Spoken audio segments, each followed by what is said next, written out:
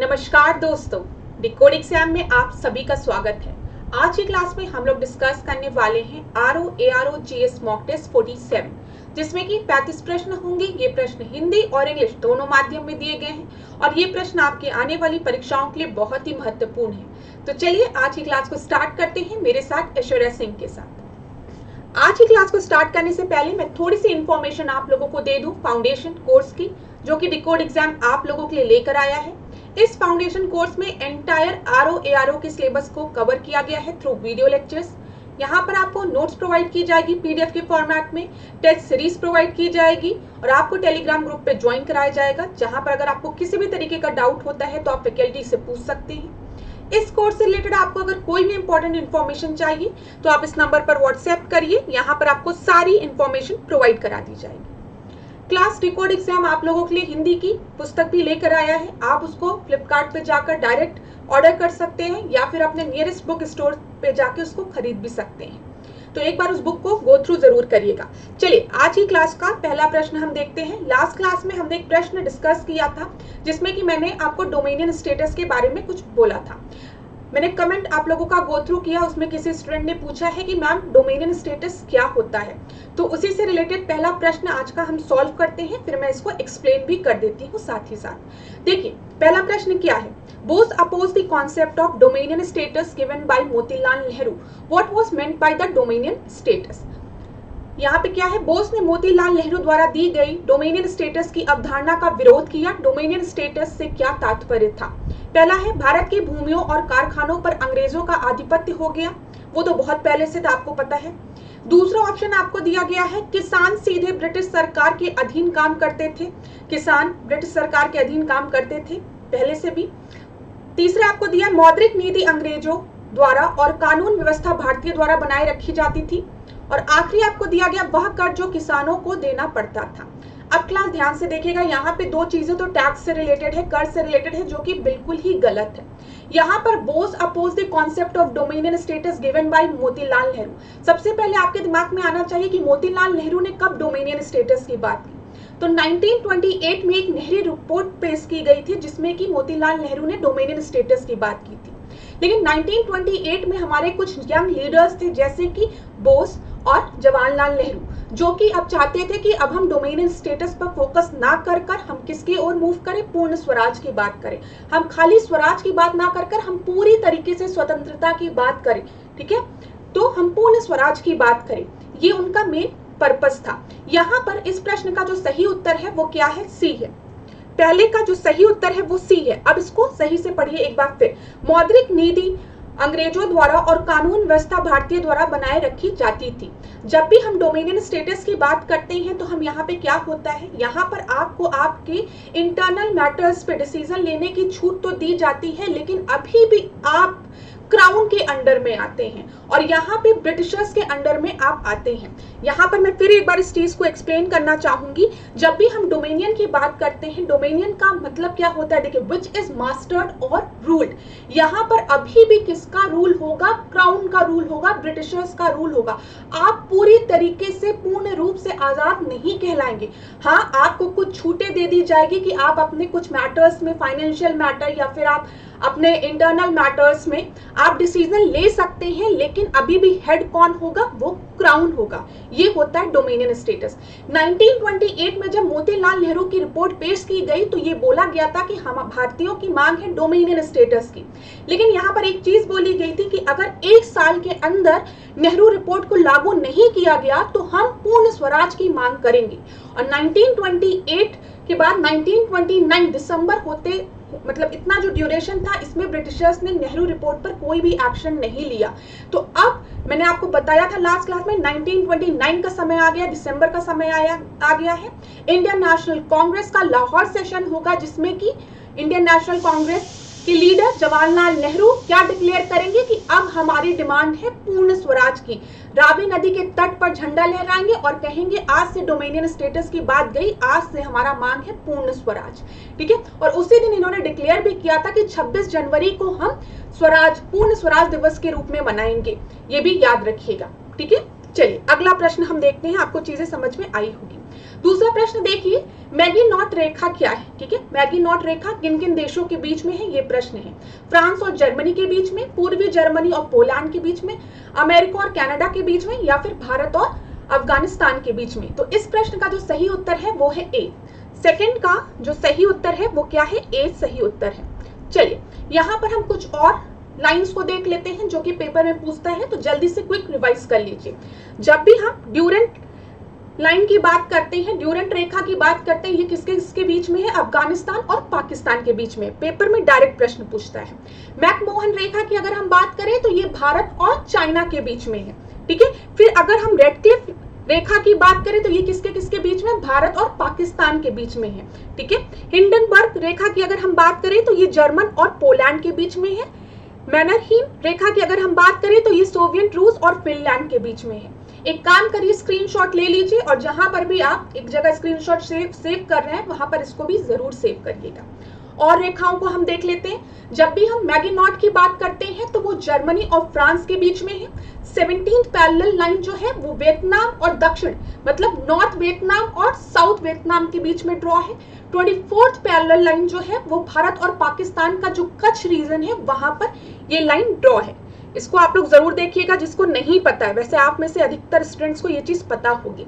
38th parallel line की अगर हम बात करें तो वो किन किन के बीच में है? नॉर्थ कोरिया और साउथ कोरिया के बीच में। 141 डिग्री की अगर हम बात करें तो वो अलास्का और कनाडा के बीच में है। 49th पैरेलल लाइन की अगर हम बात करें तो वो नॉर्थ अमेरिका और कनाडा के बीच में है। ओडेनिसे की अगर हम बात करें तो वो आपका पूर्वी जर्मनी और पोलैंड के बीच में है। और सीस्प्रेड की अगर हम बात करें, फ्राइट की बात करें तो ये जर्मनी और फ्रांस के बीच में है। देखिए क्लास, इन स्लाइड्स का आप स्क्रीनशॉट ले लीजिए। ठीक है, स्क्रीनशॉट लेने के लिए परेशान मत होइएगा। मैंने आप लोगों के कमेंट्स पढ़े थे, उसमें एक बच्चे ने बोला था, एक स्टूडेंट ने बोला था कि मैम आप टाइम नहीं देते हो स्क्रीनशॉट लेने का। अगर आपको टाइम नहीं मिलता है तो आप वीडियो को पॉज करके आराम से स्क्रीनशॉट ले सकते हैं। ठीक है, तो स्क्रीनशॉट जरूर ले लीजिएगा क्योंकि ये ऐसे फैक्ट्स हैं जो कि आपको याद करना पड़ेगा। तो पेपर की दृष्टि से इंपॉर्टेंट पॉइंट्स है ये, इसको एक बार आप लोग देख लीजिएगा। चलिए अगला प्रश्न हम देखते हैं। तीसरे प्रश्न को देखिए, निम्नलिखित में से किस एक में रजत नहीं होता है? ठीक है, which one of the following does not contain silver? Silver किसमें नहीं है? हॉर्न सिल्वर में, जर्मन सिल्वर में, रूबी सिल्वर में, या फिर लूनर कॉस्टिक में? अब जो लोग नए हैं उनको लगेगा सिल्वर तो सब में लिखा हुआ है, लूनर कॉस्टिक में सिल्वर नहीं लिखा है तो यही सही ऑप्शन हो जाएगा। लेकिन ऐसा नहीं है। अगर एक छोटे बच्चे से पूछो तो वो बताएगा अरे डी में नहीं सिल्वर लिखा हुआ है, तो डी आपका सही आंसर होगा। लेकिन ऐसा नहीं है। यहाँ पर तीसरे प्रश्न का जो सही उत्तर है वो है B, German silver. German silver में आपका सिल्वर नहीं प्रेजेंट होता है। जर्मन सिल्वर में 60% कॉपर प्रेजेंट होता है, तांबा प्रेजेंट होता है, 20% आपका जस्ता प्रेजेंट होता है और 20% आपका निकेल।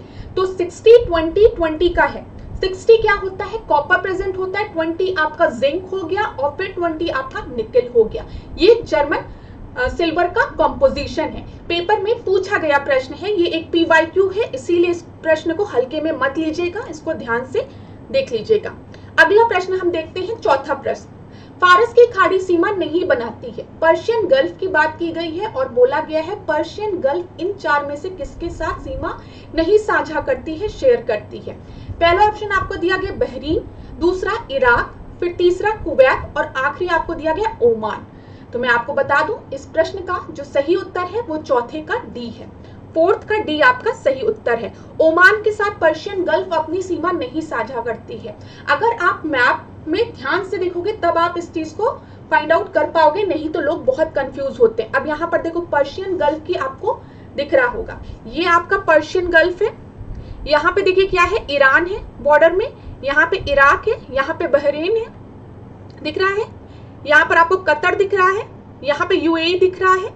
और यहाँ पर अगर आप देखेंगे इधर की तरफ तो इधर आपका ओमान है। ठीक है, इधर की तरफ। तो ये चीज याद रखिएगा, ओमान के साथ ये अपनी सीमा नहीं साझा करता है। मैप में थोड़ा जूम करके देखेंगे, हो सकता है इस मैप में आपको क्लियर नहीं दिख रहा हो, लेकिन यहाँ पे UAE का पोर्शन आ जाता है और ओमान नहीं टच करता है पर्शियन गल्फ को।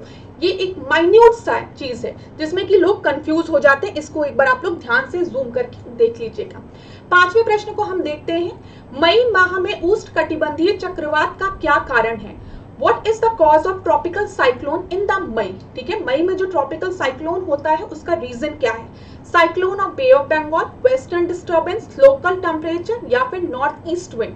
तो बंगाल की खाड़ी का चक्रवात नहीं ट्रॉपिकल चक्रवात का रीजन होता है। पश्चिमी विक्षोभ जिसको कि हम वेस्टर्न डिस्टर्बेंस कहते हैं, जिसकी वजह से भारत में आपका मॉनसून आता है। फिर स्थानीय आपका तापांतर हो गया, लोकल टेम्परेचर, ये आपका सही उत्तर है, ठीक है।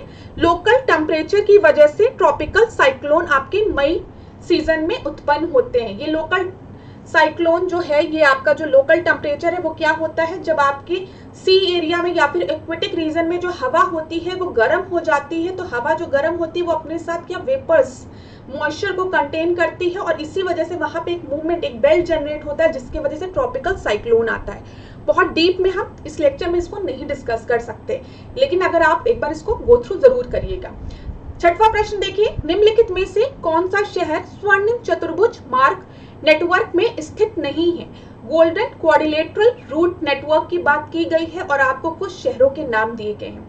पहला कोलकाता, दूसरा मुंबई, तीसरा नई दिल्ली और आखिरी चंडीगढ़ दिया गया है। तो यहाँ पर मैं आपको बता दूं, गोल्डन क्वाड्रिलेटरल रूट नेटवर्क में चंडीगढ़ नहीं आता है, ठीक है। डी जो है वो आपका सही उत्तर है। अब यहाँ पर आप देख लीजिए गोल्डन क्वाड्रिलेटरल नेटवर्क में कौन कौन से शहर आते हैं। तो ये आपको दिख रहा है, यहाँ पर दिल्ली आता है, मुंबई आता है, चेन्नई हो गया इधर आपका, और इधर कोलकाता हो गया, ठीक है क्लास। मैं आपसे ये चीज क्लियर हो जा रही होगी।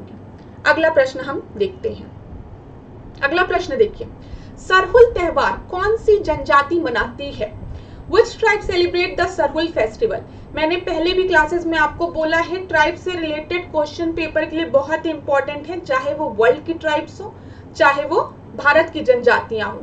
बिल्कुल भी इस टॉपिक को मत छोड़िएगा। यहाँ से हर पेपर में, चाहे वो आरओ एआरओ का पेपर हो, चाहे वो बीईओ का पेपर हो, चाहे वो पीसीएस का पेपर हो, सब में ट्राइब से रिलेटेड प्रश्न पूछे जाते हैं। जो भी चीज मैं क्लास में बताती हूँ आपको, जो भी बच्चे पहले पेपर दे चुके हैं स्टूडेंट्स और अभी फिर देने वाले हैं, उनको समझ में आता होगा कि ये कितने इंपॉर्टेंट पॉइंट्स पे फोकस कर रही हैं। और जो नए लोग हैं, मैं जिसको भी इंपॉर्टेंट बोलती हूँ उसका प्लीज आप स्क्रीनशॉट जरूर ले लिया करिए। पेपर में प्रश्न बनते हैं, ठीक है। आप पास्ट ईयर्स के क्वेश्चंस को नहीं छोड़ सकते हैं, साथ ही साथ पास्ट ईयर्स के क्वेश्चन के साथ हमको नए क्वेश्चंस भी देखना है, जो कि अगर पेपर में अगर आपके पूछे तो आप आसानी से उसको सॉल्व कर लें। तो यहाँ पर सरहुल फेस्टिवल की जब हम बात कर रहे हैं तो यहाँ पर आपका सही उत्तर क्या होगा? 7वें का उरांव, ठीक है। 7th का जो ए है वो आपका सही उत्तर है। देखिए सरहुल त्योहार जो है इसमें मेनली वृक्षों की पूजा करते हैं, ठीक है। और ये जो फेस्टिवल है वो मेनली झारखंड रीजन में आपका सेलिब्रेट किया जाता है, जिसमें कई तरीके के ट्राइब्स जैसे उरांव, मुंडा जनजाति इसको सेलिब्रेट करते हैं, ठीक है। और ये कब सेलिब्रेट किया जाता है? तो ये प्रथम माह चैत्र में, जो चैत्र का जो प्रथम आपका माह है, प्रथम माह चैत्र में मनाया जाता है। हिंदू कैलेंडर के अनुसार आपका प्रथम माह चैत्र होता है ना, ये भी पेपर में पूछा गया प्रश्न है, याद रखिएगा। एक बार पेपर में पूछा गया प्रश्न था कि हिंदू कैलेंडर में कौन सा मंथ सबसे पहले आता है, इसको अरेंज करिए। तो आज एक काम और करिएगा कि आप कमेंट बॉक्स में ना मुझे बताइएगा मंथ के नेम, ठीक है। जैसे हम लोग जनवरी फरवरी बोलते हैं ना, वैसे हिंदू कैलेंडर में किस तरीके से माह आपके चलते हैं उसको बताइएगा। पेपर में पूछा गया प्रश्न है इसलिए मैं आपको बता रही हूँ, ठीक है। याद आ जाता है पढ़ाते पढ़ाते चीजें कि ये भी पूछा गया था, तो होता है कि आपको बता दें। चलिए यहाँ पर देखिए, हो सकता है स्लाइड आपको क्लियर ना हो। अगर स्लाइड क्लियर नहीं है तो मैं जो पढ़ रही हूँ उसको ध्यान से सुनिएगा। भारत में जारवा और ओंगे जनजातियां कहाँ पाई जाती हैं? पेपर में पूछा गया प्रश्न है ये, ठीक है। जारवा और ओंगे जो है वो कहाँ पाई जाती है? तो यहाँ पर आपका है अरुणाचल प्रदेश, फिर उसके बाद छत्तीसगढ़, अंडमान निकोबार या फिर दमन दीव। और इस प्रश्न का जो सही उत्तर है वो है 3rd, अंडमान निकोबार में ये जनजातियां पाई जाती हैं। 8वां प्रश्न हम देखते हैं, ऊपरी ब्रह्मपुत्र घाटी में पाए जाने वाला मुख्य खनिज कौन सा है? ब्रह्मपुत्र वैली की बात की गई है और बोला गया है ब्रह्मपुत्र वैली में आपका कौन सा मिनरल मेनली पाया जाता है? मेनली बोला गया है, ये याद रखिएगा, मुख्यतः बोला गया है। कोल, आयरन ओर, पेट्रोलियम या फिर मैग्नीज। और इस प्रश्न का जो सही उत्तर है वो क्या है? 8th का सी। 8th का सी जो है वो आपका सही उत्तर है। जो पेट्रोलियम है वो ऊपरी ब्रह्मपुत्र घाटी में पाए जाने वाला मुख्य खनिज है। और एक बार पेपर में पूछा गया था प्रश्न कि ओल्ड सिटी ऑफ असम किसे कहा जाता है? Sorry, oil city of Assam, ये याद रखिएगा। ऑयल सिटी ऑफ असम किसे कहा जाता है? तो दिग्बोई को कहा जाता है, ये याद रखिएगा। दिग्बोई को ऑयल सिटी ऑफ असम कहा जाता है। और एक बार ये भी प्रश्न पूछा गया था कि फर्स्ट ऑयल वेल एशिया में कहाँ मिली थी, तो वो भी दिग्बोई में मिली थी। तो यहाँ पर क्लास जो मैं इंपॉर्टेंट पॉइंट बता रही हूँ उसको ध्यान से सुनिए। दिग्बोई याद रखिएगा। Digboi is known as the oil city of Assam, where the first oil well in Asia was drilled and the first refinery was started here as early as 901। ये बहुत ही इंपॉर्टेंट पॉइंट है, हिंदी वालों को भी कोई दिक्कत नहीं हुई होगी, ठीक है। बहुत ही आसान चीज है ये, ठीक है। तो इसको आप बिल्कुल याद रखिएगा, पेपर में पूछा गया प्रश्न है। यहाँ पर सबसे पहले आप याद रखेंगे दिग्बोई कहाँ पर है? असम में, ठीक है। एशिया की पहली ऑयल वेल, ऑयल का जो कुआं था वो कहाँ ड्रिल किया गया था? वो दिग्बोई में, ठीक है। और Digboi has the oldest oil well in the operation, और ये कब? 1901 से स्टार्ट है। सारे पॉइंट्स आप याद रखेंगे। चलिए अगला प्रश्न हम देखते हैं। ब्रह्मपुत्र नदी डैश पर एक गहरा महाखंड बनाती है, ठीक है। किस पर एक महाखंड बनाती है ये बताइए, ठीक है। चमायुंगडुंग, नामचा बर्मा, या फिर कामेंग, या फिर सियोंग। तो यहाँ पर ब्रह्मपुत्र नदी की बात की गई है, तो ये कहाँ पर एक गहरा महाखंड बनाती है? नामचा बर्मा में, ठीक है। दूसरा उत्तर आपका सही है। देखिए ये फिर एक प्रश्न है। क्लास आप एक चीज नोटिस कर रहे होंगे, भले हमने टेस्ट में 35 प्रश्नों को रखा है, लेकिन उन 35 प्रश्नों के साथ हमने कई और प्रश्नों को रखा है जो कि पेपर की दृष्टि से बहुत ही इंपॉर्टेंट है, ठीक है। फिर देखिए, भारत के निम्नलिखित राज्यों में से ब्रह्मपुत्र नदी कहां से होकर गुजरती है? बोला गया है कि ब्रह्मपुत्र नदी किन राज्यों से होकर गुजरती है? तो अरुणाचल प्रदेश और असम से होकर गुजरती है। इस प्रश्न का सही उत्तर आपका क्या है? तीसरा है। अच्छा, मैं एक चीज और बोलूं, हो सकता है ये सब स्लाइड उतनी क्लियर ना हो, ठीक है। तो आप लोग थोड़ा सा कष्ट करिएगा, क्वेश्चन को अगर आप नहीं पढ़ पा रहे हैं तो जो मैं बोल रही हूँ मेरी बातों पर ध्यान दीजिएगा, ठीक है। तो ब्रह्मपुत्र नदी कहां से होकर गुजरती है? अरुणाचल प्रदेश और असम। और असम में कौन सा आपका ऑयल वेल कहां पे पाया जाता है? दिग्बोई में, जो कि ओल्डेस्ट है। 9वां प्रश्न देखिए, निम्नलिखित में से किस नदी को म्यांमार की जीवन धारा कहा जाता है? ठीक है, लाइफ लाइन ऑफ म्यांमार किस नदी को कहा जाता है? इरावदी रिवर को, साल्वीन नदी को, सितांग नदी को, या फिर मेकोंग रिवर को? तो इस प्रश्न का जो सही उत्तर है 9वें का, वो क्या है? ए को। ए को आपका लाइफ लाइन ऑफ म्यांमार कहा जाता है। 10वें प्रश्न को हम देखते हैं। प्रसिद्ध उत्तर मेरु शिलालेख किसके शासन काल से संबंधित है? Uttaramerur inscription is associated with whose region? Parantaka प्रथम, परांतक द्वितीय, राजा राज प्रथम, या राजेंद्र प्रथम? तो 10वें का जो सही उत्तर है वो क्या है? परांतक प्रथम से। 10th का सही उत्तर आपका क्या है? परांतक प्रथम, ठीक है। यहाँ पर एक चीज देखिएगा, मदुरै कोंडा, मदुरै कोंडा किसको कहा जाता है? तो आप याद रखेंगे, यहाँ पे परांतक ने राज सिंह की संयुक्त सेना को जब पराजित किया तो उन्होंने कौन सी उपाधि धारण की? मदुरै कोंडा की, ठीक है, या मदुरै कोंड की। चलिए 11वें प्रश्न को हम देखते हैं। भारतीयों के लिए महान सिल्क मार्ग किसने आरंभ करवाया? सिल्क रोड की बात की गई है, और सिल्क रोड किसने स्टार्ट किया था ये पूछा गया। कनिष्क, अशोक, हर्ष, या फाया? तो यहाँ पर आपका सही उत्तर है। इस प्रश्न का तो उत्तर सभी को पता होगा, मुझे लगता है एक आसान प्रश्न है। कनिष्क द्वारा सिल्क रोड स्टार्ट की गई थी। यहाँ पे 11th का ए सही उत्तर है। अब देखिए क्लास, कनिष्क से रिलेटेड कुछ और इंपॉर्टेंट प्रश्न हैं जो कि पेपर में पूछे गए हैं। हो सकता है ये स्लाइड आपको ढंग से विजिबल ना हो, ठीक है। अच्छा, मुझे प्लीज कमेंट बॉक्स में आप ये बताइएगा, जो और स्लाइड्स हैं जहां पर क्वेश्चंस आपको प्रोवाइड किए गए हैं वो आपको ढंग से दिख रही है कि नहीं दिख रही है? क्योंकि आप में से किसी एक स्टूडेंट ने कहा है कि मैम फॉन्ट साइज को और बढ़ा दीजिए। अगर आपको लगता है फॉन्ट साइज को और बढ़ा दो तो प्लीज आप मुझे बता दीजिएगा, क्योंकि मैं क्लास आप लोगों के लिए ले रही हूँ, और अगर आप ही लोगों को चीजें नहीं समझ में आएगी, क्लियर नहीं होगी, तो मेरे क्लास लेने का पर्पस ही नहीं फुलफिल हो पाएगा। तो देखिए ध्यान से सुनिएगा, पहला प्रश्न क्या है? राजा कनिष्क के अभिलेख रप्तक में किन नगरों का उल्लेख मिलता है? सबसे पहला प्रश्न आप पेपर में याद रखेंगे कि रप्तक इंस्क्रिप्शन किससे रिलेटेड है? तो कनिष्क से रिलेटेड है, ठीक है। अब यहाँ पे जो दूसरा प्रश्न बन रहा है कि राजा कनिष्क के अभिलेख रप्तक में किन नगरों का उल्लेख है? तो आप याद रखेंगे पाटलिपुत्र, चंपा और कौशाम्बिका। पाटलिपुत्र, चंपा और कौशाम्बिका, याद रखिएगा क्लास। दूसरा प्रश्न देखिए, कुषाण काल में भारतीय और ग्रीक शैली के मिश्रण से विकसित कला विद्यालय को किस नाम से जाना जाता है? तो अगर आपने ध्यान से हिस्ट्री पढ़ी है तो मेनली हम दो स्कूल्स की बात करते हैं, एक मथुरा स्कूल की हम बात करते हैं और एक गांधार स्कूल की बात करते हैं। जो गांधार स्कूल है वहां पर भारतीय शैली के साथ ग्रीक शैली का मिश्रण पाया जाता है, ठीक है। वहां की अगर आप मूर्तियों को देखेंगे तो बुद्धा के कर्ली हेयर्स हैं, ठीक है। लेकिन जब आप मथुरा शैली की बात करते हैं तो मथुरा शैली में केवल आपका भारतीय जो कला है वो दिखती है। यहाँ पर आपको जो मूर्तियां आपको दिखेंगी वहां पर आपको जो बुद्ध है वो अभय मुद्रा में दिखेंगे, आशीर्वाद देते हुए। जैसे हम लोगों के यहाँ अगर आप देवी देवताओं की मूर्तियां देखेंगे तो वो अभय मुद्रा में दिखती है, आशीर्वाद ऐसे देते हुए, ठीक है। मस्कुलर है, थोड़े हट्टे कट्टे बुद्ध की जो मूर्ति है। तो मथुरा शैली और ग्रीक शैली को एक बार हम लोग अलग क्लास में डिस्कस भी करेंगे। तो ये याद रखिएगा, जो ये आपका है गांधार शैली जिसको मैं कह रही हूँ, तो गांधार शैली की जब भी हम बात करेंगे तो वहां पर भारतीय और ग्रीक शैली का मिश्रण मिलता है। और मथुरा शैली की अगर हम बात करेंगे तो यहाँ पर खाली भारतीय शैली का मतलब मूर्तियां भारतीय शैली के अनुसार बनती हैं। तीसरा प्रश्न देखिए, शक संवत कब से प्रारंभ हुआ था? ये आरओ मेंस में 2013 में पूछा गया प्रश्न है। जो पहला हम लोग ने डिस्कस किया था राजा कनिष्क के रप्तक अभिलेख में किन नगरों का उल्लेख मिलता है, ये आरओ मेंस 2014 में पूछा गया प्रश्न है। अब इस प्रश्न को देखिए, शक संवत कब से प्रारंभ होता है? तो 78 ईस्वी से प्रारंभ होता है।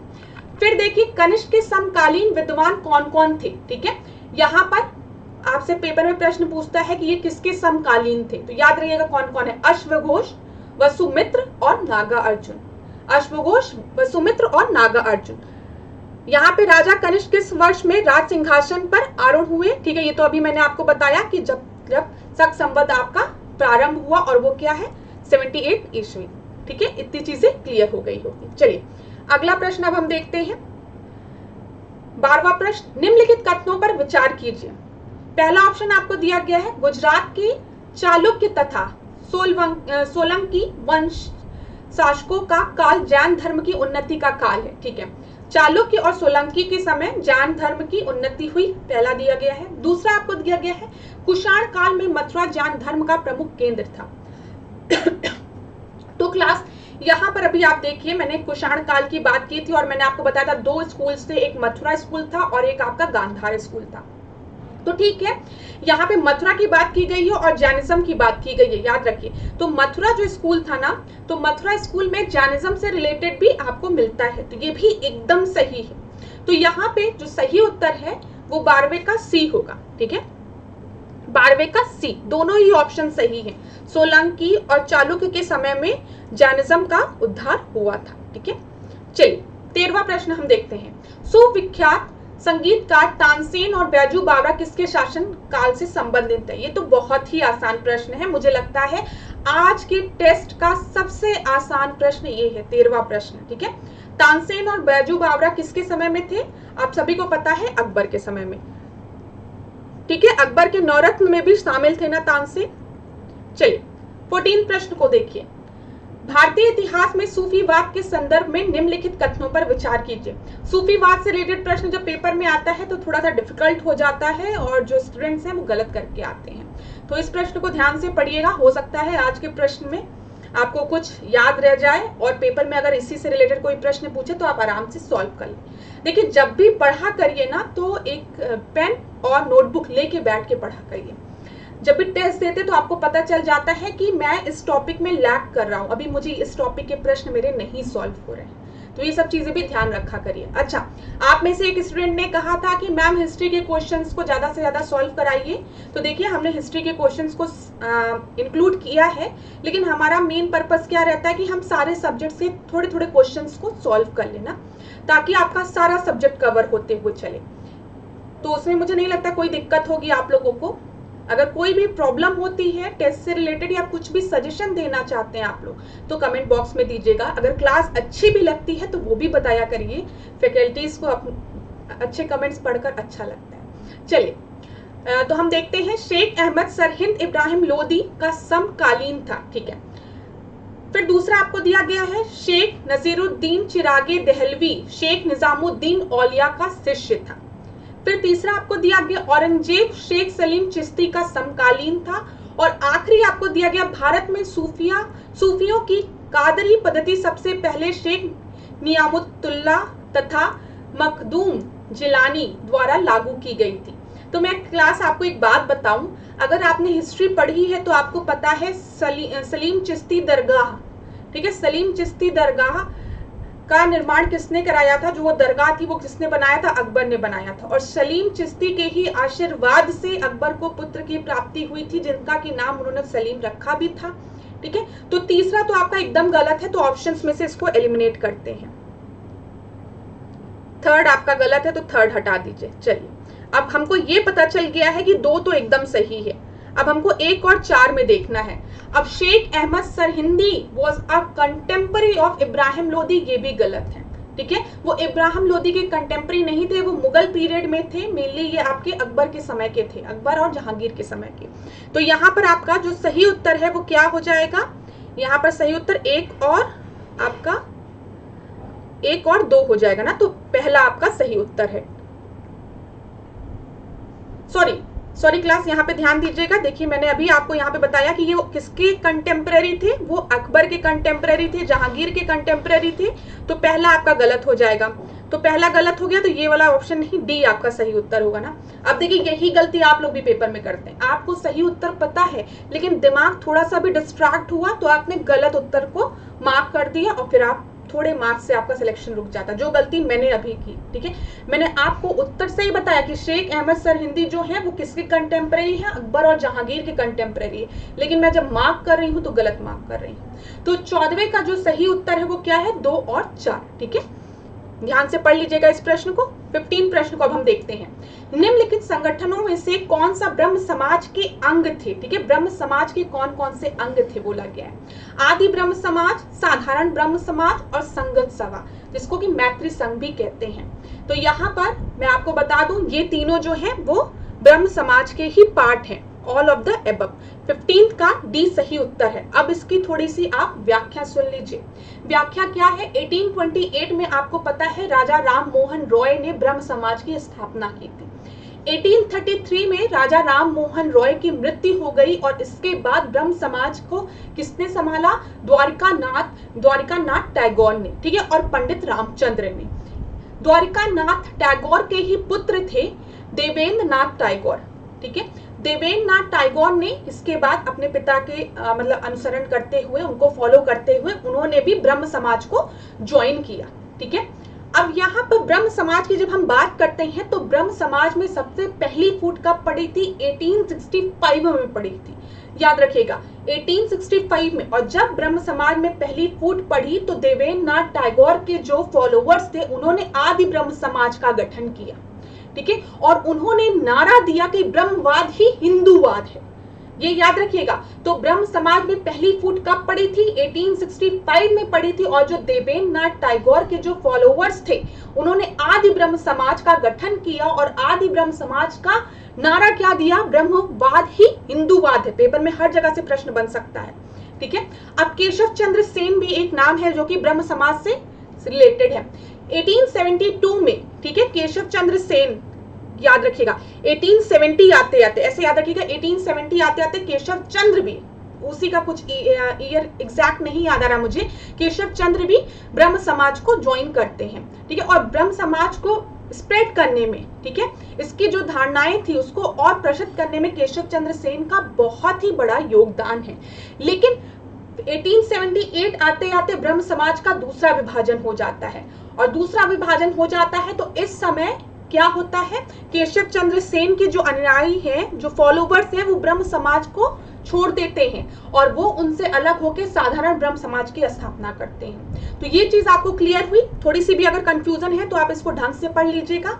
सबसे पहले मैंने आपको बताया कि 1828 में राजा राम मोहन रॉय ने ब्रह्म समाज की स्थापना की।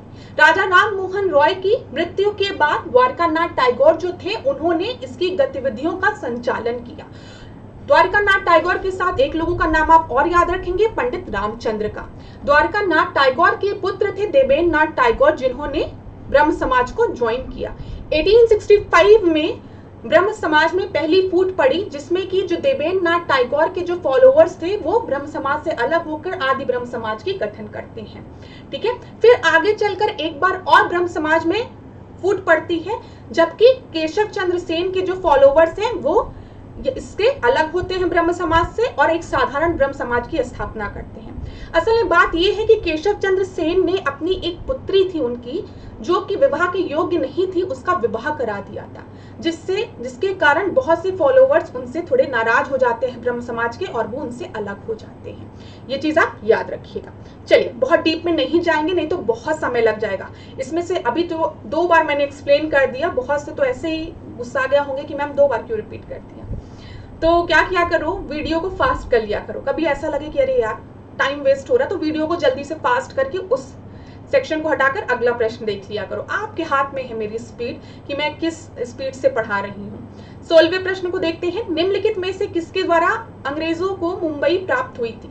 From which of the following did the British get Bombay?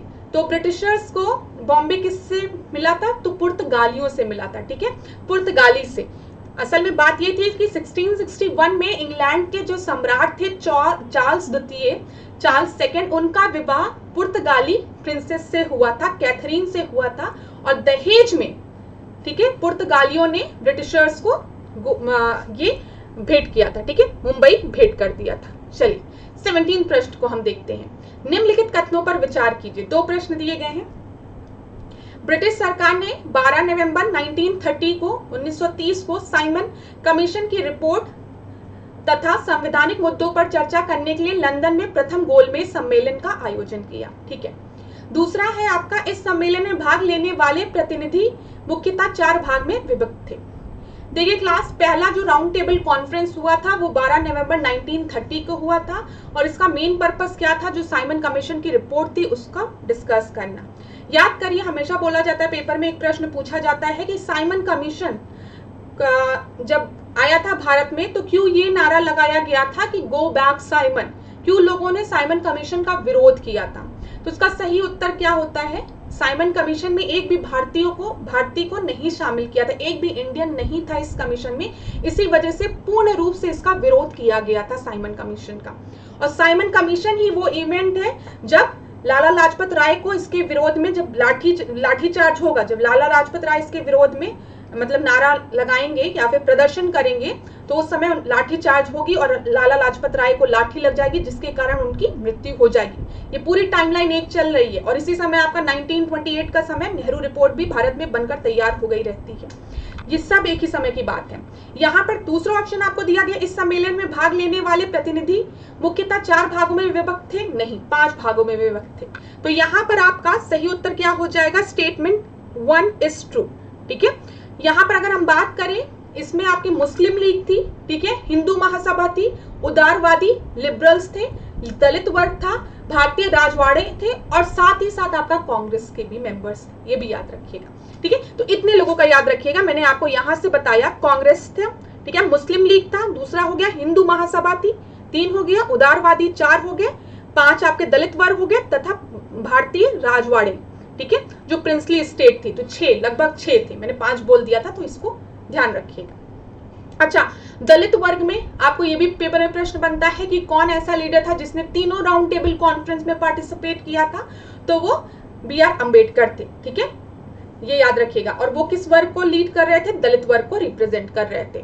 दूसरा पेपर में प्रश्न बनता है कि इंडियन नेशनल कांग्रेस ने राउंड टेबल कॉन्फ्रेंस के किन 3 राउंड टेबल कॉन्फ्रेंस हुई थी? 1, 2, 3 और इंडियन नेशनल कांग्रेस ने खाली सेकंड राउंड टेबल कॉन्फ्रेंस में पार्टिसिपेट किया था, जिसमें कि महात्मा गांधी भी सरोजनी नायडू के साथ गए थे इंडियन नेशनल कांग्रेस को रिप्रेजेंट करने। ये सारे पेपर में पूछे गए प्रश्न है, इसलिए मैंने आपको बता दिया है। चलिए अगला प्रश्न हम देखते हैं। 18वां प्रश्न देखिए, किस भारतीय व्यवसायी द्वारा गांधी के सर्वनिष्ठ उद्देश्य की ओर कार्य करने में उनकी सहायता के लिए लाभप्रद पूंजीवाद का समर्थन किया गया? ठीक है, प्रॉफिटेबल कैपिटलिज्म की बात की गई है, और गांधी जी को किस बिजनेसमैन ने इसमें सपोर्ट किया था? ये बहुत ही आसान प्रश्न है, जिसमें घनश्याम दास बिरला का नाम दिया गया है, अंबाला साराभाई का नाम दिया गया है, सर बीरेन मुखर्जी का नाम दिया गया है, और TTK कृष्णामाचारी का नाम दिया गया है। तो यहाँ पर आपका सही उत्तर क्या है? A। ठीक है, GD बिरला ने महात्मा गांधी का सपोर्ट किया था, ये चीज याद रखेंगे। और लाभप्रद पूंजीवाद का सपोर्ट भी इन्होंने किया था। और 1916 में ये महात्मा गांधी से पहली बार मिले, तो इनकी बातों से बहुत प्रभावित हुए वो। 19वें प्रश्न को हम देखते हैं। आचार्य विनोबा भावे के भूदान आंदोलन में प्रारंभ में निम्नलिखित स्थानों में से कौन सा एक उससे संबंधित था या कुछ भी एसोसिएटेड था। भूदान मूवमेंट पेपर में पूछ लेता कि भूदान मूवमेंट किसके द्वारा स्टार्ट किया गया था, तो पहला ही प्रश्न बन गया यहाँ पे आचार्य विनोबा भावे द्वारा। ठीक है, तो यहाँ पर जो आपका सही उत्तर है वो है पोचमपल्ली। पोचमपल्ली किसमें कहा है, तेलंगाना में। ठीक है, 19 का सी आपका सही उत्तर है। 1951 में आचार्य विनोबा भावे ने तेलंगाना के पोचमपल्ली में भूदान आंदोलन की शुरुआत की थी, ये याद रखिएगा। ठीक है, 20वें प्रश्न को हम देखते हैं। ईयर भी याद रखिएगा 1951, पेपर में पूछा जा सकता है। 20वां प्रश्न देखिए, क्षेत्रीय परिषद एवं संवैधानिक निकाय है। क्षेत्रीय परिषद एक संवैधानिक निकाय है जिसका गठन संसद द्वारा पुनर्गठन अधिनियम बनाकर किया गया या किस वर्ष पारित किया गया। The regional council, regional council नहीं, इसको आप जोनल काउंसिल करिए। यहाँ पे क्षेत्रीय परिषद की बात की गई है, जोनल काउंसिल की बात की गई है, और पूछा जा रहा है कि जोनल काउंसिल किस रीऑर्गेनाइजेशन एक्ट के थ्रू फॉर्म हुआ था। ये भी पेपर में पूछा गया प्रश्न है, और मैं आपको बता दूं इस प्रश्न का जो सही उत्तर है वो आपका डी है। स्टेट रीऑर्गेनाइजेशन एक्ट 1956 के थ्रू जोनल काउंसिल्स का गठन हुआ था। तो 20वें का आपका सही उत्तर क्या है, डी आपका सही उत्तर है। यहाँ पर अगर आप देखिए तो 5 क्षेत्रों में, जैसे उत्तरी जोनल काउंसिल, ठीक है, नॉर्थ, ठीक है, फिर मध्य, पूर्वी, पश्चिम तथा दक्षिण। इसके अलावा नॉर्थ ईस्टर्न स्टेट्स के लिए भी जोनल काउंसिल का गठन हुआ, जो कि 1971 में हुआ था। ठीक है, अगर आपसे पूछे स्टेट रीऑर्गेनाइजेशन एक्ट 1956 के तहत 5 क्षेत्रों में जोनल काउंसिल का गठन हुआ था, और ये वाला जो है वो 19 नॉर्थ ईस्ट रीजन के लिए आपका इधर, ये आपका 1971 में इसका गठन हुआ था, ये याद रखिएगा आप। चलिए 21वें प्रश्न को हम देखते हैं। निम्न युग्मों में से कौन सा सही सुमेलित है। ठीक है, कुछ आर्टिकल्स दिए गए हैं, आर्टिकल से रिलेटेड प्रश्न पेपर में हर बार पूछा जाता है, तो ध्यान से देखिएगा। आर्टिकल 170 दिया गया है, क्रिएशन ऑफ लेजिस्लेटिव काउंसिल की बात की गई है। आर्टिकल 169 में कंपोजिशन ऑफ लेजिस्लेटिव असेंबली की बात की गई है, और 171 में कंपोजिशन ऑफ लेजिस्लेटिव काउंसिल की बात की गई है। तो मैं आपको बता दूं यहाँ पर जो सही उत्तर है वो आपका है 21 का सी। ये थोड़ा सा कंफ्यूज कर दिया गया है स्टूडेंट्स को, लेकिन अगर आपने आर्टिकल्स को ढंग से देखा है तो आप सही उत्तर टिक लगाएंगे। आर्टिकल 170 में 170 में, ठीक है, विधानसभाओं की संरचना की बात की गई है, लेजिस्लेटिव असेंबली के कंपोजिशन की बात की गई है, और 169 में लेजिस्लेटिव काउंसिल के सृजन की बात कही गई है। ठीक है, याद रखिएगा क्लास ये चीज, यहाँ पे इंटरचेंज कर दिया है। देखिए 170 में विधानसभा असेंबली की बात की गई है, और विधान परिषद काउंसिल की बात 169 में की गई है, और 171 में विधान परिषदों की संरचना की बात की गई है, जिसमें कि क्या बोला गया है, आर्टिकल 171 के थ्रू ये बोला गया है कि जो भी विधानसभा के सदस्यों की कुल संख्या होगी उसकी 1/3 से अधिक नहीं होगी आपकी विधान परिषद की सदस्यों की संख्या। समझ में आया। जो भी लेजिस्लेटिव असेंबली का स्ट्रेंथ होगा, ठीक है, कोई भी स्ट्रेंथ है लेजिस्लेटिव असेंबली का, लेजिस्लेटिव काउंसिल का स्ट्रेंथ इसके 1/3 से ज्यादा नहीं होना चाहिए। समझ में आ गया होगा। ठीक है, अगर नहीं आया तो वीडियो को पॉज करिएगा। किंतु यह सदस्य संख्या 40 से कम भी नहीं होनी चाहिए, ये भी बोला गया है। 40 से कम भी नहीं होनी चाहिए। हम किसकी बात कर रहे हैं, हम लेजिस्लेटिव काउंसिल की बात कर रहे हैं, हम विधान परिषद की बात कर रहे हैं, हम आर्टिकल 171 में बात कर रहे हैं, इसकी संरचना की बात कर रहे हैं, जिसमें कि बोला कि विधान परिषद के कुल सदस्यों की संख्या राज्य विधानसभा के सदस्यों की कुल संख्या के 1/3 से अधिक नहीं होनी चाहिए, किंतु सदस्य संख्या 40 से कम भी नहीं होनी चाहिए। याद रखिएगा। दूसरी चीज याद रखिएगा, अगर लेजिस्लेटिव काउंसिल के जो मेंबर्स हैं उनका टेन्योर, उनकी कार्यकाल कितने वर्ष का होता है, तो वो 6 वर्ष का होता है। कंफ्यूज मत होइएगा कभी भी। ये सारी चीजें आप लोगों को जो भी पॉलिटी ढंग से पढ़ता है उसको पता होती है, लेकिन पेपर में पता नहीं क्या हो जाता है, 5-6 में कंफ्यूजन हो जाती है। तो एक एक पॉइंट्स को ध्यान से नोट करते हुए चलिएगा। 22वें प्रश्न को देखिए, संविधान की द्वितीय अनुसूची में निम्नलिखित में से कौन सा पद शामिल है। ये भी पेपर में पूछा गया प्रश्न है। सेकंड शेड्यूल की बात की गई है और कौन कौन से पद उसमें हैं, जजेस of supreme court, speaker of Lok Sabha, deputy chairman of Rajya Sabha and all of the above. यहाँ पे सही उत्तर आपका क्या है, D. All of the above. ठीक है, तो अगर हम 22वें प्रश्न का देखें, डी आपका सही उत्तर है। और दूसरी अनुसूची की अगर हम बात करें तो यहाँ पर वेतन और भत्तों की बात की गई है। ठीक है, सैलरी की बात की गई है और इसमें कौन कौन सम्मिलित है, इसमें भारत के राष्ट्रपति सम्मिलित है, ठीक है, राज्यों के राज्यपाल सम्मिलित हैं, लोकसभा के अध्यक्ष व उपाध्यक्ष, इसी तरीके से राज्यसभा के सभापति और उपसभापति, ठीक है, राज्य विधान परिषद के सभापति और उपसभापति, राज्य विधानसभाओं के अध्यक्ष और उपाध्यक्ष, फिर सर्वोच्च न्यायालय के न्यायाधीश और उच्च न्यायालय के न्यायाधीश। याद रखिएगा, पेपर में पूछा गया प्रश्न है ये। और आपके कौन बचा, भारत के नियंत्रक एवं महालेखा परीक्षक। ठीक है, ये चीज याद रखिएगा क्लास, यहाँ पर पूछा गया प्रश्न है। दूसरे में क्या दिया गया है, सैलरी की बात की गई है, ये भी याद रखिएगा, वेतन और भत्तों की बात की गई है। और तीसरे शेड्यूल में किस चीज की बात की गई है, तीसरे शेड्यूल में ओथ की बात की गई है, शपथ की बात की गई है। 23वां प्रश्न देखिए, निम्नलिखित में से कौन सा प्रस्ताव पारित हो जाने के बाद मंत्री परिषद को त्याग देना पड़ता है। ठीक है, काउंसिल ऑफ मिनिस्टर्स को रिजाइन करना पड़ता है अगर इनमें से कौन सा मोशन पास होता है। पहला आपको निंदा प्रस्ताव दिया है, फिर अविश्वास प्रस्ताव दिया है, फिर ध्यान आकर्षण प्रस्ताव दिया गया है, फिर आपका स्थगन आपका प्रस्ताव दिया गया, एडजर्नमेंट मोशन जिसको कि कहते हैं। तो यहाँ पर जब नो कॉन्फिडेंस मोशन पास होता है, तो नो कॉन्फिडेंस मोशन जब भी पास होता है तो पूरे काउंसिल ऑफ मिनिस्टर्स को रिजाइन करना पड़ता है। 23वें का बी आपका सही उत्तर है। यहाँ पर जो स्टूडेंट्स हैं वो मेनली निंदा प्रस्ताव और अविश्वास प्रस्ताव में कंफ्यूज होते हैं, सेंसर मोशन और नो कॉन्फिडेंस मोशन में। थोड़ा सा इसको समझ लेते हैं। जब भी हम निंदा प्रस्ताव की बात करते हैं तो यहाँ पे जब भी निंदा प्रस्ताव मतलब सेंसर मोशन पास होता है तो आपको रीजन बताना पड़ेगा कि ये मोशन क्यों पास किया जा रहा है। ठीक है, यहाँ पर आपको कारण बताना अनिवार्य होता है, लेकिन नो कॉन्फिडेंस मोशन में किसी कारण को बताने की आवश्यकता नहीं होती है, कारण बताना आवश्यक नहीं होता है। पहला डिफरेंस हो गया। दूसरा आप याद रखेंगे, यहाँ पर जो सेंसर मोशन है वो एक मंत्री पे भी लग सकता है या फिर मंत्रियों के समूह पर भी लग सकता है या फिर पूरे मंत्री परिषद पे लग सकता है सेंसर मोशन। लेकिन जब भी हम नो कॉन्फिडेंस मोशन की बात करते हैं तो यहाँ पे ये पूरे काउंसिल ऑफ मिनिस्टर पे लगता है। ठीक है, या सिर्फ पूरे मंत्री परिषद के विरुद्ध ही लगाया जा सकता है नो कॉन्फिडेंस मोशन। ठीक है, अविश्वास प्रस्ताव। दूसरा डिफरेंस आपको समझ में आ गया।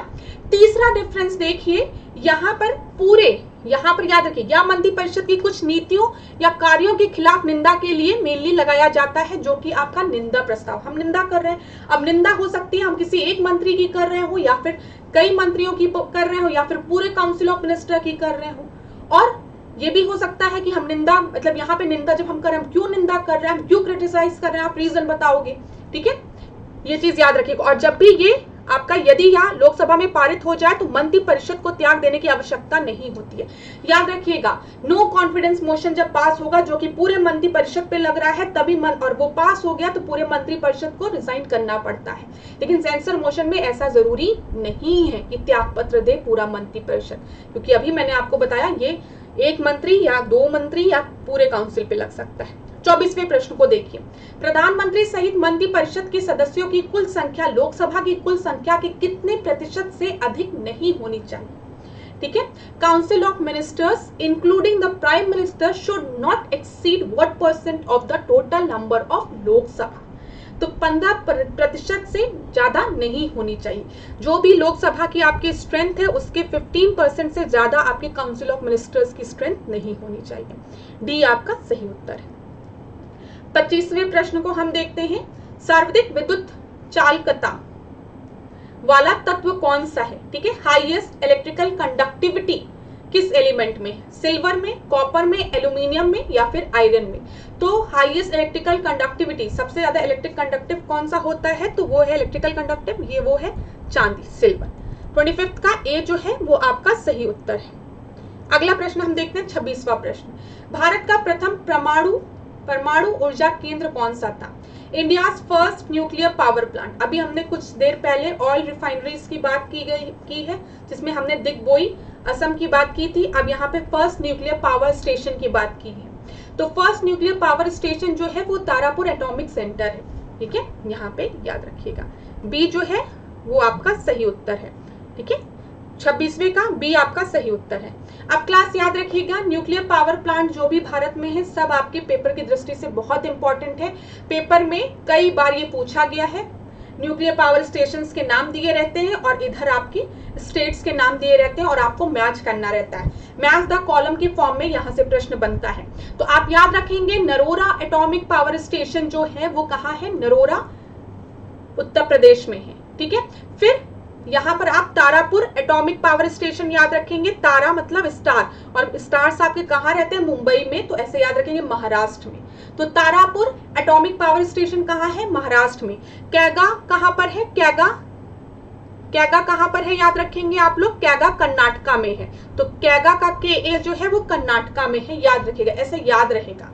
ठीक है, फिर कुंडाकुलम पावर स्टेशन कहाँ पर है, तो ये आपका तमिलनाडु में है, याद रखिएगा क्लास, ये सब बहुत इंपॉर्टेंट है, पेपर में पूछा गया है।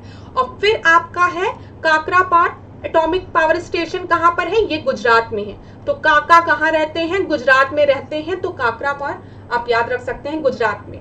तो स्टार से महाराष्ट्र हो गया तारापुर, ठीक है, ठीक है। कुंडाकुलम, कुंडाकुलम आपका कहाँ हो गया, तमिलनाडु हो गया। कैगा का कर्नाटका याद रखेंगे और काकरा पार जो है वो आपका गुजरात में हो गया, याद कर लीजिएगा, पेपर में प्रश्न बनता है इसलिए बताया। 27वें प्रश्न को देखिए, डैश एक सॉफ्टवेयर रोबोट है जो स्वचालित कार्यों की एक लंबी सूची अपने आप निष्पादित करता है। Dash is a software robot which automatically execute a long list of automated task. तो यहाँ पर इसको क्या कहते हैं, बोट कहते हैं। आपने अक्सर सुना होगा कि बोटिंग हो रही है, ठीक है, तो ये चीज याद रखिएगा। चलिए 28वें प्रश्न को हम देखते हैं, प्रकाश संश्लेषण की क्रिया में पौधे कार्बन डाइऑक्साइड कहां से ग्रहण करते हैं। From where do plants take carbon dioxide in the process of photosynthesis. तो जब भी प्रकाश संश्लेषण की क्रिया होती है, फोटोसिंथेसिस का प्रोसेस होता है, तो आपको पता है जो प्लांट्स हैं, जो पादप हैं, वो प्रोड्यूसर्स हैं, ठीक है, वो अपना भोजन खुद बनाते हैं। और वो अपना भोजन खुद कैसे बनाते हैं, सन रेज के द्वारा, in the presence of sunlight, और इसी को हम क्या कहते हैं, फोटोसिंथेसिस, ठीक है, ये याद रखिएगा। और आपको पता है फोटोसिंथेसिस में क्या होता है, जो प्लांट्स हैं वो एटमॉस्फेयर से कार्बन डाइऑक्साइड को क्या एब्जॉर्ब करते हैं और ऑक्सीजन को रिलीज करते हैं। तो सेल्फ प्रोडक्शन, प्रोड्यूसर्स है ना, ये जो प्लांट्स है वो प्रोड्यूसर्स हैं, they produce their own food, ठीक है, और हम लोग कंज्यूमर्स हैं। 29 प्रश्न को हम देखते हैं, पृथ्वी पर सबसे पुराना जीव कौन सा है, the oldest living organism on earth. तो अमीबा, नीलहरित शैवाल, कवक या फिर युगलीना। तो यहाँ पर जो सही उत्तर है वो आपका क्या है, ब्लू ग्रीन एल्गी जो है वो ओल्डेस्ट लिविंग ऑर्गेनिज्म है पृथ्वी पर, ठीक है। चलिए 30वें प्रश्न को देखते हैं, 30 प्रश्न को, मानव मस्तिष्क शरीर की क्रिया के लिए उत्तरदायी होता है, ठीक है, शरीर की किस क्रिया के लिए उत्तरदायी होता है। तो भूख लगने के लिए, प्यास लगने के लिए, सेंसेस हमारे देखना, सूंघना, सुनना, बोलना, सेंसेस टच करना, ये सब सेंसेस हो गए ना। टेम्परेचर कंट्रोल या फिर ऑल ऑफ द अबव। तो मैं आपको बता दूं, ह्यूमन ब्रेन जो है वो इन सारी एक्टिविटीज के लिए रिस्पॉन्सिबल होता है। एक दिन हम लोग ढंग से डिस्कस करेंगे। तो ह्यूमन ब्रेन में आपको मैं बताऊंगी, सेरिब्रम होता है, सेरिबिलियम होता है, मेडुला ऑब्लांगाटा होता है, ठीक है, मेडुला ऑब्लांगाटा आपके किसी चीज को घोटने और उसके लिए रिस्पॉन्सिबल होता है। ऐसे सेरिब्रम, सेरिबिलियम जो होता है थिंकिंग और मेमोराइजिंग के लिए यूज होता है, वो हम अलग क्लास में डिस्कस करेंगे, नहीं तो क्लास बहुत बड़ी हो जाएगी, लेकिन डिस्कस जरूर करेंगे, ठीक है। तो ये चीज याद रखिएगा, सारी एक्टिविटीज जो बॉडी में हो रही है उसके लिए ब्रेन रिस्पॉन्सिबल है। इसलिए जब ब्रेन डेड हो जाता है तो लोग कहते हैं ना कि भले सांसें चल रही हैं लेकिन कोई मतलब नहीं है जीवन का। 31 प्रश्न को हम देखते हैं, निम्नलिखित कथनों पर विचार कीजिए, ठीक है। सतलज नदी मानसरोवर झील के समीप स्थित राकसताल से निकलती है। Sutlej river originate from the Rakastal situated near Mansarovar lake. दूसरा है, या रोहतांग दर्रे के पास भारत में प्रवेश करती, it enters India near Rohtang pass. तो मैं आपको बताऊं, ये जो आपके इसमें सही उत्तर जो है वो खाली ए है। सतलज रिवर राकसताल से ओरिजिनेट करती है नियर द मानसरोवर, लेकिन ये भारत में रोहतांग पास से नहीं, ये आपका शिपकिला दर्रे से, शिपकिला पास से ये हिमाचल प्रदेश से होकर ये प्रवेश करती है। या नदी शिपकिला दर्रे के पास हिमाचल प्रदेश में प्रवेश करती है, ये चीज आप याद रखेंगे, ठीक है। सतलज रिवर की बात कही जा रही है, जिसका कि संस्कृत नाम क्या है, सुतुद्र, ठीक है। चलिए अगला प्रश्न हम देखते हैं। 32वें प्रश्न को देखिए। यहाँ पर आपके कुछ आर्टिस्ट के नाम दिए गए हैं, जैसे गौरी शंकर, देवीलाल, हरिप्रसाद चौरसिया, ठीक है, MF हुसैन, और आखिरी आपको दिया गया जाकिर हुसैन। यहाँ पर आपको सही उत्तर टिक लगाना है। तो मैं आपको बता दूं, जब गौरी शंकर देवीलाल जी की बात की जाती है तो ये आपके किस चीज से रिलेटेड है, ये आपके कथक से रिलेटेड है, ठीक है। हरिप्रसाद चौरसिया जी की बात करते हैं तो ये फ्लूट से, मतलब फ्लूट से, बांसुरी से रिलेटेड है। MF हुसैन की बात करते हैं तो आप सभी को पता है MF हुसैन की पेंटिंग की बात की जाती है, तो सी का आपका सेकंड हो गया। और जाकिर हुसैन की जब हम बात करते हैं तो जाकिर हुसैन भी सबको पता है तबला वादक हैं ये, ठीक है। तो इस प्रश्न का सही उत्तर आपका सी हो जाएगा।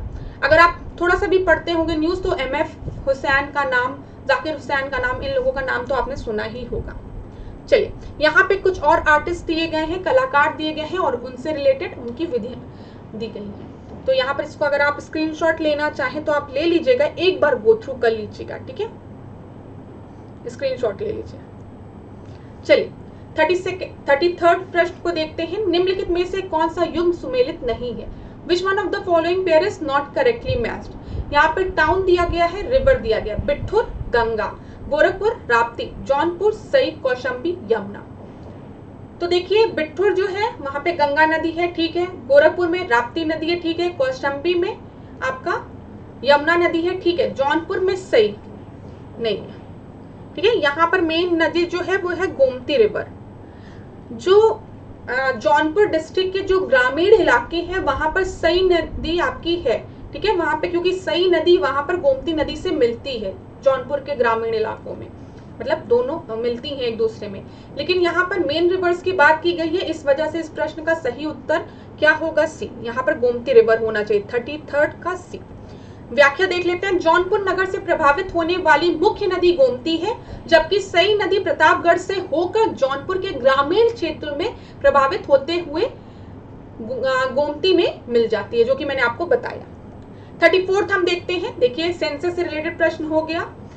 अब इसको भी पढ़ना जरूरी है, क्योंकि लास्ट में आप सोचते हो कि जनगणना पढ़ोगे और लास्ट में जब आखिरी दिन, जब 1-2 दिन पहले जनगणना पढ़ने बैठते हो ना, तो यहाँ पर बाप रे बाप फैक्ट्स इतने हो जाते कि याद ही नहीं रहता। फिर रोने लगते हैं बच्चे कि जनगणना याद नहीं हो रही है मैम, अब क्या करें, कैसे पढ़े, पढ़ा नहीं है, पेपर में प्रश्न बन आ जाएगा तो फिर क्या होगा। तो उसके लिए सबसे आसान तरीका है थोड़ा थोड़ा रोज पढ़ो, ठीक है। एक दिन में देखो किसी को भी ना ये सब चीजें फैक्ट्स नहीं याद रहती है। आप मुझसे पूछोगे तो मैं अभी भूल जाऊंगी, आखिर मैं भी इंसान हूँ, ठीक है, इतना लोड ब्रेन नहीं ले सकता है। तो इसको जो सेंसेस है ना, कभी कभी हफ्ते में एक बार रिवाइज कर लिया करो जनगणना को, ठीक है। कभी कोई क्वेश्चन आया, जैसे आज आया तो इसको देख लो, एक टॉपिक तो तैयार होगा। तो यही तरीका है जनगणना पढ़ने का। तो इसके लिए ज्यादा परेशान नहीं होते। आखिरी दिन के लिए बिल्कुल मत छोड़ो। अगर आपके पास समय है तो क्या करो, हफ्ते में एक दिन 15 मिनट दो, जनगणना देख लो बैठ के, ठीक है।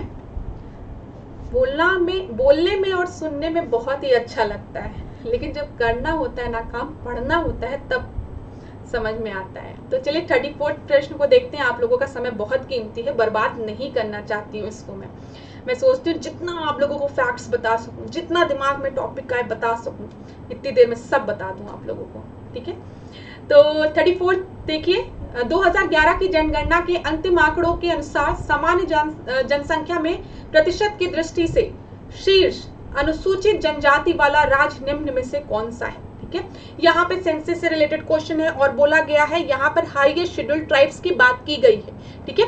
Highest scheduled tribes in the terms of percentage की बात की गई है, ये याद रखिएगा, परसेंटेज की बात। तो यहाँ पे परसेंटेज की बात की गई है, तो इसी वजह से आपका जो सही उत्तर है वो आपका मिजोरम है। मिजोरम आपका सही उत्तर है, ठीक है। अगर यहाँ पर आपका लक्षद्वीप दिया रहता तो आपका सही उत्तर लक्षद्वीप होता, क्योंकि दूसरे नंबर पे मिजोरम है, लेकिन प्रश्न में लक्षद्वीप ना देकर पहला ही ऑप्शन आपको मिजोरम दे दिया गया है, जो कि सही उत्तर है, ठीक है। आज की क्लास का आखिरी प्रश्न जो कि जनगणना से रिलेटेड है 2011 की, इसको पढ़ते हैं। According to the final figure of the 2011 census, which is the second state with the highest Sikh population, ठीक है। सिख पॉपुलेशन की बात की गई है, लेकिन पूछा क्या गया है, सेकेंड स्टेट। अब यहीं पे गलती क्या करते हैं स्टूडेंट्स, पढ़ लेते हैं। अच्छा, हाईएस्ट सिख पॉपुलेशन और सेकंड को भूल जाते हैं। ठीक है, दूसरे राज्य की बात की गई है तो प्रश्न का उत्तर बदल जाएगा। पहला चंडीगढ़ दिया है, दूसरा पंजाब दिया है, फिर हरियाणा दिया है, फिर दिल्ली दिया है। ज्यादातर क्या करेंगे, सिख पॉपुलेशन को देखेंगे और तुरंत पंजाब टिक लगा देंगे और कह देंगे हमने तो एकदम सही पेपर किया, पूरा का पूरा प्रश्न करके आए और सब सही है। गलती यही होती है, यहाँ पर सेकंड की बात की गई है तो वो उत्तर आपका क्या हो जाएगा, चंडीगढ़। ठीक है, सिख पॉपुलेशन की अगर हम बात करें तो सबसे ऊपर पंजाब है, फिर उसके बाद चंडीगढ़ है और इस प्रश्न में सेकंड बोला गया था, इसलिए चंडीगढ़ आपका सही उत्तर है। तो thank you so much class. आज के सेशन में हमने 35 प्रश्नों को डिस्कस किया है, लेकिन 35 प्रश्नों के साथ हमने कई इंपॉर्टेंट पॉइंट्स को डिस्कस किया है, कई इंपॉर्टेंट क्वेश्चंस को डिस्कस किया है जो कि प्रीवियस ईयर में पूछे गए हैं या फिर पूरी संभावना है कि आपके आने वाली परीक्षाओं में पूछे जाएंगे। अगर आपको क्लास अच्छी लगी है तो मेरे लिए एक छोटा सा काम करिए, आप वीडियो को लाइक करिए, कमेंट करिए कि आपको क्या अच्छा लगा, और अगर आप चाहते हो कि कोई स्पेसिफिक टॉपिक मैं इसमें इंक्लूड करूं तो वो भी मुझे जरूर बताइए। ठीक है, क्लास को लाइक करना, चैनल को सब्सक्राइब करना मत भूलिए। इसी तरीके से मेरे साथ ऐश्वर्या सिंह के साथ डिकोड एग्जाम के साथ बने रहिए। आपका दिन मंगलमय हो। खूब पढ़िए, खूब आगे बढ़िए।